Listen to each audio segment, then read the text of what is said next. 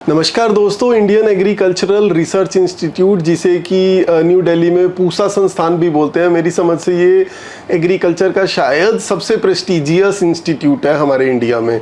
तो वहाँ से हमारे साथ आज जुड़े हैं डॉक्टर आकृति, जो कि यहाँ का इंक्यूबेशन सेंटर देखती हैं और सारी एग्रीकल्चर रिलेटेड स्कीम्स के बारे में बहुत नॉलेज रखती हैं। तो चलिए इनसे बात करते हैं और कुछ स्कीम्स समझते हैं।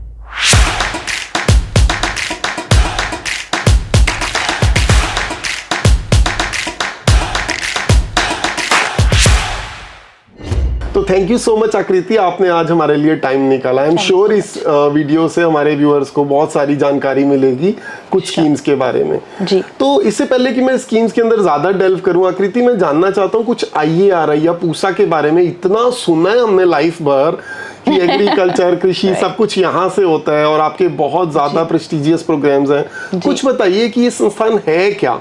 जी, IRI जैसा कि आपने भी बताया कि पूसा संस्थान के नाम से जाना जाता है। तो IRI 1905 में स्टैब्लिश हुआ था और इतना पुराना इसका लीगेसी है।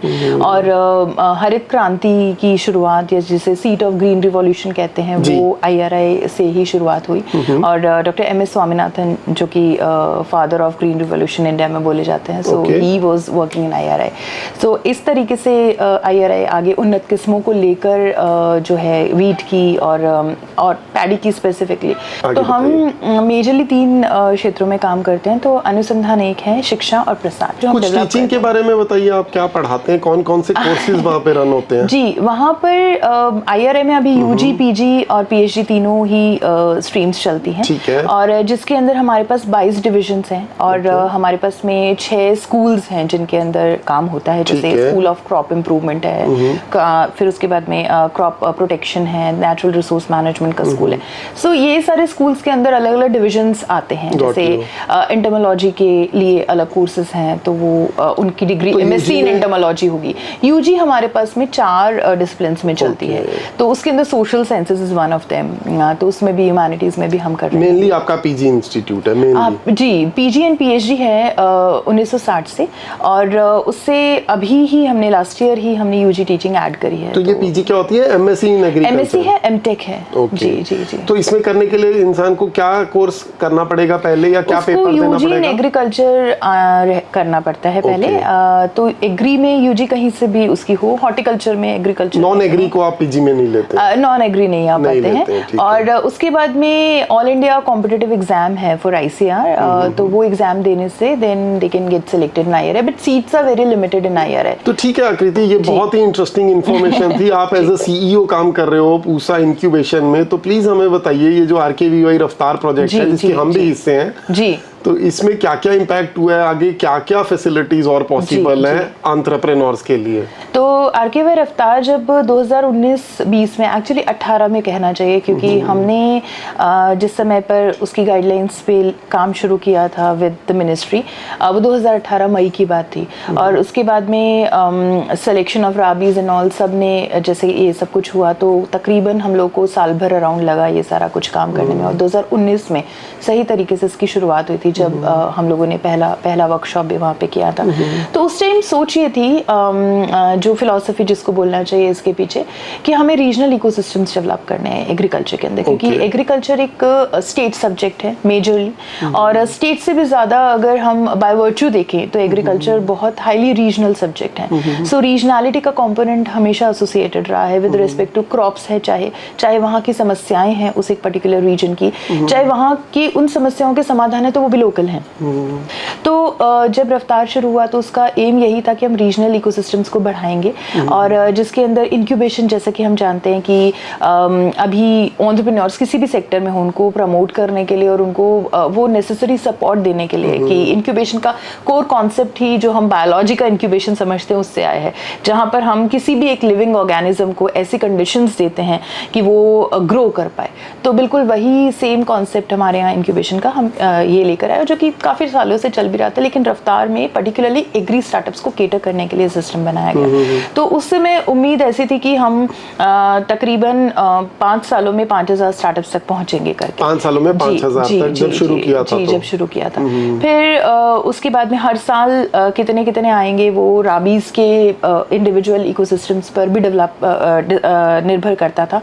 और इसके अंदर ये भी था कि जिन अलग अलग रीजन्स में एग्रीकल्चरल यूनिवर्सिटीज़ है, जैसे IIM is a developed institution, right, लेकिन एग्रीकल्चरल यूनिवर्सिटीज़ जहाँ पे एंटरप्रेन्योरशिप इज़ समथिंग जिसको कभी बहुत ज़्यादा जिस पर काम नहीं किया गया, तो उन जगहों पर इस तरीके का एक मैकेनिज्म बना सके कि लोग जा सकें, स्टार्टअप्स वहाँ से सपोर्ट हासिल कर सके, पैसा उनको मिल सके कि वो अपने आइडिया पे, अपने प्रोडक्ट्स पे काम कर पाए। तो जो हमने 5000 का टारगेट लेके चले थे, हम कहाँ पहुंचे, किस नंबर तक हम पहुंच पाए? हम अभी तकरीबन, हाँ जी, हम अभी तकरीबन 1300 समथिंग स्टार्टअप्स को फंड कर पाए हैं। लेकिन 5000 से ज़्यादा स्टार्टअप्स की ट्रेनिंग हो चुकी है, जिसमें जैसे कि रफ्तार के कंपोनेंट है, इसमें ट्रेनिंग का एक कंपोनेंट पहले आता है 2 महीने की। ट्रेनिंग के बाद में हम उनको फंडिंग के लिए सेलेक्ट करते हैं। तो ट्रेनिंग भी अपने आप में बहुत मायने रखती है, क्योंकि सिर्फ फंडिंग ऐसी चीज़ नहीं है जिसके लिए, क्योंकि अभी भी हम पूसा में देखते हैं कि बहुत सारे स्टार्टअप्स हमारे पास में आते हैं तो उनको फंड का रिक्वायरमेंट नहीं होता, उन्हें टेक्निकल मेंटरिंग चाहिए होती है, उनको टेक्नोलॉजी का वैलिडेशन चाहिए होता है कि जो काम वो कर रहे हैं वो सही है भी कि नहीं, जो क्लेम्स वो अपने प्रोडक्ट के थ्रू दे रहे हैं कि हमारा प्रोडक्ट ये कर देता है, या इस तरीके का कुछ भी साइंटिफिक क्लेम, उस साइंटिफिक क्लेम को वैलिडेट कौन करेगा। तो वहाँ पर हमारा role as an institution, research institution I should say, थोड़ा सा ज़्यादा रिफ्लेक्ट होता है। तो उसके लिए बहुत ज़्यादा स्टार्टअप्स आते हैं, और ट्रेनिंग में ही हम उनको जिस समय हम 2 महीने का प्रोग्राम रन कर रहे होते हैं, अगर वो फंडिंग में नहीं भी सिलेक्ट होते, they can be associated with us, तो हम उनको बाद में उनका टेक्नोलॉजी वैलिडेशन, बहुत सारे स्टार्टअप्स पिछले साल सेलेक्ट नहीं होते हैं, अगले साल और ज्यादा अच्छे से तैयार होकर आते हैं और सेलेक्ट होते हैं। बिल्कुल बिल्कुल। पर इसमें एक और भी बहुत बड़ा पावरफुल मैसेज छुपा है कि हम 5000 के लिए बिल्कुल रेडी बैठे हैं जी। 1300 को हमने दिए, तो विच मींस अभी बहुत सारे बाकी हैं जिन्हें हम देना चाहते हैं। जी जी जी। तो गाइस अप्लाई कीजिए प्लीज। या जी बिल्कुल। Okay, this is really very informative. आकृति, हमें ये बताइए कि एक नया स्टार्टअप अगर अप्लाई करता है, आपके यहाँ उसे अप्लाई करना है, तो वह कहाँ पे जाके अप्लाई करे और उसे क्या इंफॉर्मेशन देनी है, और आप क्या कुछ चीजें स्टार्टअप के अंदर देखते हैं कि ये चीजें हो तो आप उसे डेफिनेटली सेलेक्ट करते हैं, ये कुछ बातें स्टार्टअप्स के फायदे के लिए बताइए। जी जी। तो IRI में अप्लाई करने के लिए हमारी पूसा कृषि की वेबसाइट है। वैसे हम समय समय पर अलग अलग कोहोर्ट्स ऑर्गेनाइज करते रहते हैं, हमारे अलग अलग स्टेजेस ऑफ स्टार्टअप्स के लिए। जैसे अगर मान लीजिए किसी के पास सिर्फ आइडिया है तो उसके लिए प्रोग्राम अलग है, किसी के पास POC है तो प्रोग्राम अलग है, प्रोटाइप के लिए अलग है, MVP के लिए अलग है, इस तरीके से। तो समय समय पर अनाउंस होते रहते हैं। जनरली जो रफ्तार का प्रोग्राम है वो हम 1 अप्रैल को अनाउंस करते हैं, या अगर कभी डेट्स थोड़ा आगे पीछे हुई तो अप्रैल के फर्स्ट वीक में अनाउंस होता है। और हम आपसे 1-2 महीने बात करते हैं मई या जून में। जी जी जी, जी। तो वो प्रोग्राम के अंदर पूसा कृषि की वेबसाइट पे हमारा उसके अंदर आप एप्लीकेशन का बटन रहता है। बाकी इंफॉर्मेशन हम हर तरीके से प्रोवाइड करने की कोशिश करते हैं कम्युनिटी को, तो बी प्रिंट मीडिया और एनीथिंग। तो लेकिन एप्लीकेशंस मेजरली हमारी वहीं से आती हैं। कुछ लोग हमें सॉलिसिटेडली ईमेल के थ्रू भी अप्लाई करते हैं, तो उनको भी हम एनकरेज करते हैं कि आप थ्रू हमारे पोर्टल अप्लाई कीजिए, क्योंकि हमारे एक प्रॉपर ERP है, and that is the transparency that we bring into the system. Selection के अंदर हम एक high level committee of course बनाते हैं, जो कि एक्सपर्ट कमिटी होती है, जो उन एरियाज में एक्सपर्ट होती है जिस एरिया से स्टार्टअप होता है। तो हम पूसा में ये कोशिश करते हैं कि अगर हमारे पास में एक भी एप्लीकेशन ऐसी है जो किसी एक पर्टिकुलर एरिया से है, तो कोई दूसरा उसको इवैल्यूएट नहीं करेगा।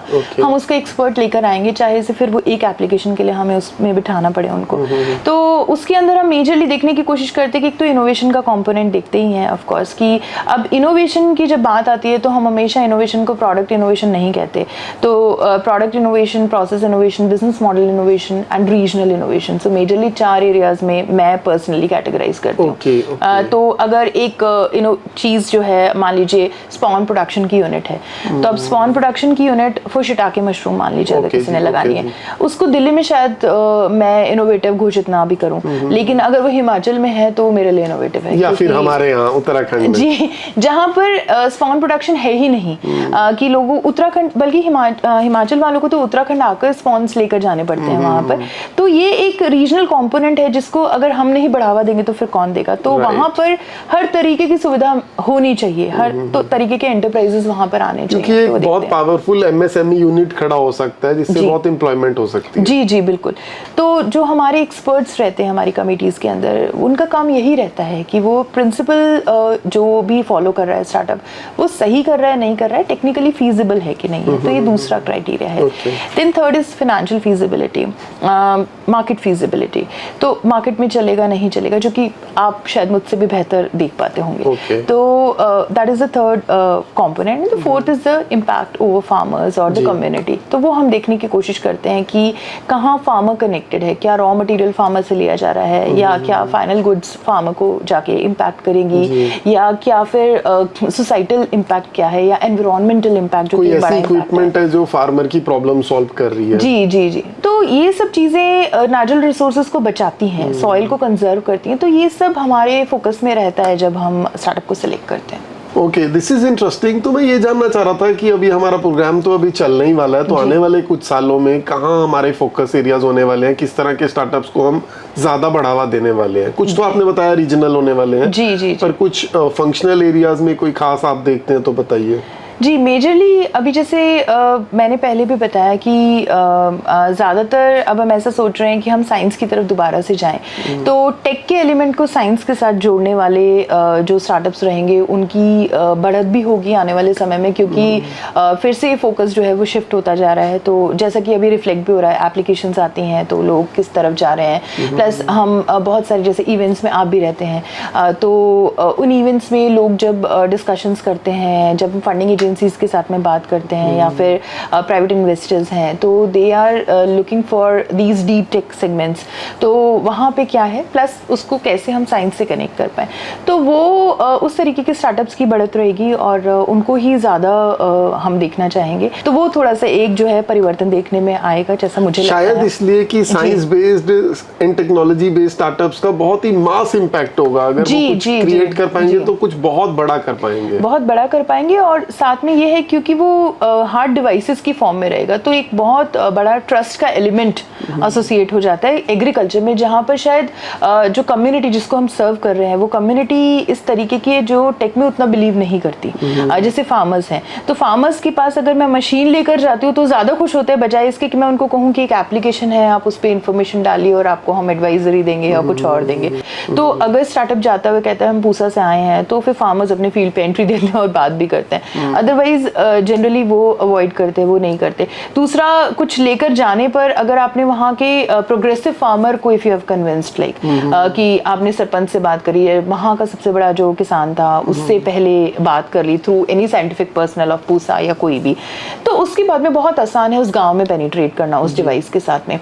तो वो सारी चीज़ें जो है वो फार्मर्स अब सेंसिटाइज होने लगे हैं। फार्मर्स को समझ में आता है कि स्टार्टअप्स हैं, वो आते हैं, वो हमारे भले के लिए कुछ डिवाइसेस या कुछ चीज़ें बना रहे हैं जिससे कल को हमें ही फायदा होने वाला है। तो अब वो एक्सेप्टिंग उनका बिहेवियर हो गया है, अब थोड़ा बेटर हुआ है। तो वो आने वाले समय में हम अज्यूम करते हैं कि जैसे जैसे स्टार्टअप्स प्रोग्रेस करेंगे वैसे वैसे वो भी करेंगे, लेकिन सिर्फ IoT कॉम्पोनेंट से फार्मर्स को लेकर आना वो थोड़ा सा डिफिकल्ट अभी भी रहेगा कुछ सालों तक, वो मुश्किल है। जी जी। तो इंक्रीजिंगली इंक्यूबेशन का भी यही काम होगा कि फार्मर और स्टार्टअप्स का कनेक्ट स्ट्रॉन्गर करना। हाँ, वो एक बहुत बड़ा काम है जो हमारे जिम्मे आता है, क्योंकि FPOs और स्टार्टअप्स दो ही अभी हॉट वर्ड्स हैं मार्केट के अंदर, एग्रीकल्चर में स्पेसिफिकली। सो FPOs और फार्मर्स को, FPOs को स्टार्टअप्स को जितना हम लिंक कर पाएंगे जितने अच्छे तरीके से, क्योंकि FPOs की नीड्स का समाधान स्टार्टअप करता है। स्टार्टअप को मास स्केल पे डिप्लॉयमेंट ऑफ उनका टेक्नोलॉजी चाहिए, वो FPO सॉल्व करता है। सो क्योंकि दोनों इतना ज्यादा कनेक्टेड है, सिर्फ एक प्लेटफॉर्म बनाने की जरूरत है जो हमें बनाना है। जी जी। और आई एम होपिंग कि हम ग्रेजुअली से बना ही लेंगे। बिल्कुल, हम साथ बनाएंगे। अच्छा, awesome। जी। तो फ्रेंड्स, देखा आपने कितनी इंटरेस्टिंग स्कीम है ये। और अगर आप स्पेशली साइंस बेस्ड या टेक्नोलॉजी बेस्ड स्टार्टअप है जो कि एग्रीकल्चर, कृषि, भारत के किसानों की किसी भी तरह मदद कर सकते हैं, तो भैया बैठे क्यों हो यार, जल्दी अप्लाई करो, आइए RI में करो, आकृति से मिलो, या यहाँ IIM काशीपुर में आके मुझसे मिलो, या फिर हमारे ऑनलाइन एप्लीकेशंस है, अप्लाई करो और बहुत सारी स्कीम्स का फ़ायदा उठाओ और अपने प्रोडक्ट को नेक्स्ट लेवल लेके जाओ। अगर आइडिया अभी जस्ट इन कॉन्सेप्चुअलाइजेशन स्टेज पे है, तब भी देयर आर रिसोर्सेज जो आपको हेल्प कर सकते हैं। तो आगे बढ़िए, change the world, best wishes.